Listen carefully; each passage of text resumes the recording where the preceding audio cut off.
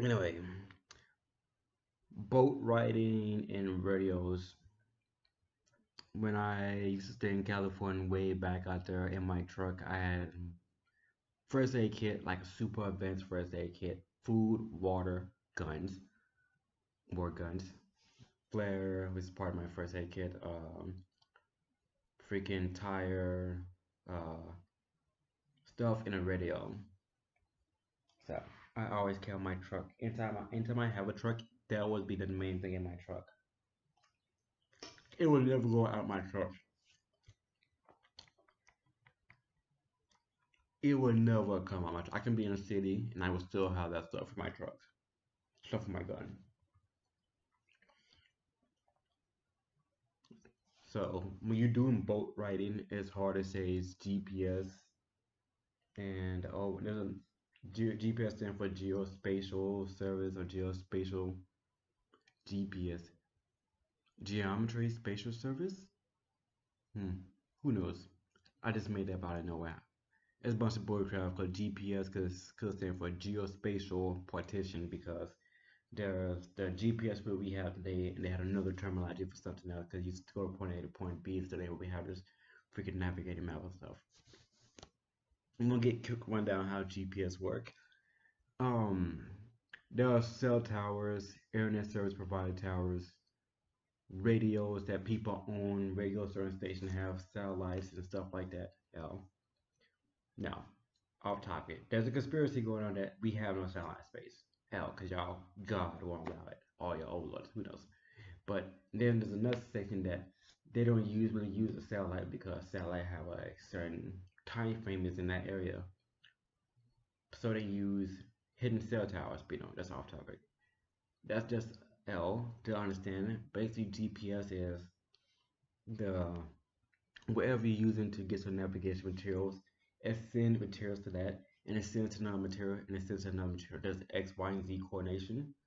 Once all towers give you X, but when you do anything special, it give you Y and Z, and the program is based off how fast you bounce off that with radio waves or radio frequencies or sound frequencies or ping frequencies, whatever terminology you want to use. And you get your information on a diagram based on the program you have. There are some programs that are different. I have a GPS for my truck in Alaska, so stuff like that. I'm from Alaska and I usually like stand 600 miles away from the city of Paralady. Whatever. That's GPS. Now, there's SSB frequencies for radios or single-sided broadband. If I remember quickly, whatever. And that's one of the type of radios on a boat when you go way up in the ocean. Now,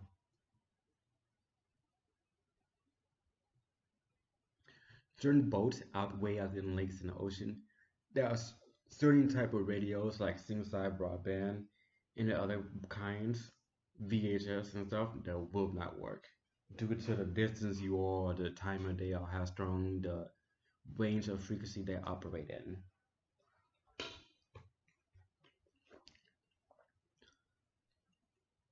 Yeah, like I said, certain range operate in, so you out in the middle of the ocean, don't know, stuff like that. You know, single-sided broadband operate within the 0 to 200 megahertz, so that's good until you get to international water. And then if you get to international water, you better hope someone's in range of that, where it will bounce off their stuff, it bounce off someone else's stuff, and they can report back to you.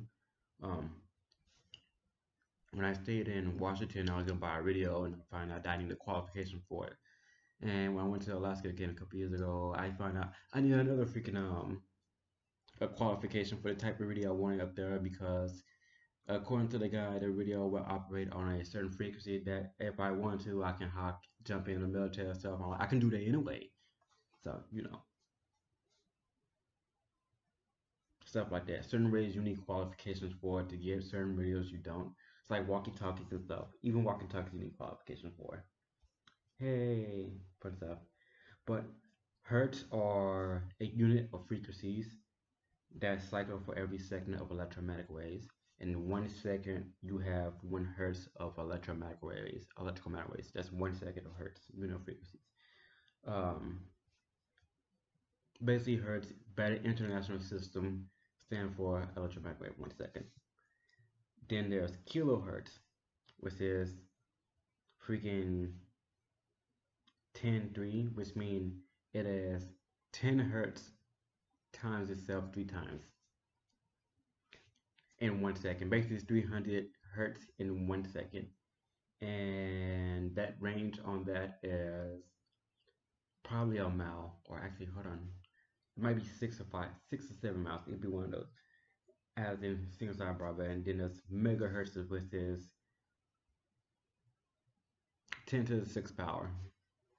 And then there's gigahertz, then there's tetrahetz, and then peterahetz, and there's octahertz. Most of the stuff don't really make sense, because that's just me. I can just go to freaking breakdown.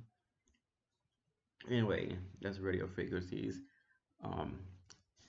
Some radio frequencies actually activate on an electromagnetic wave, while some act on a vibration of atoms, which is also whatever. There we go, done deal.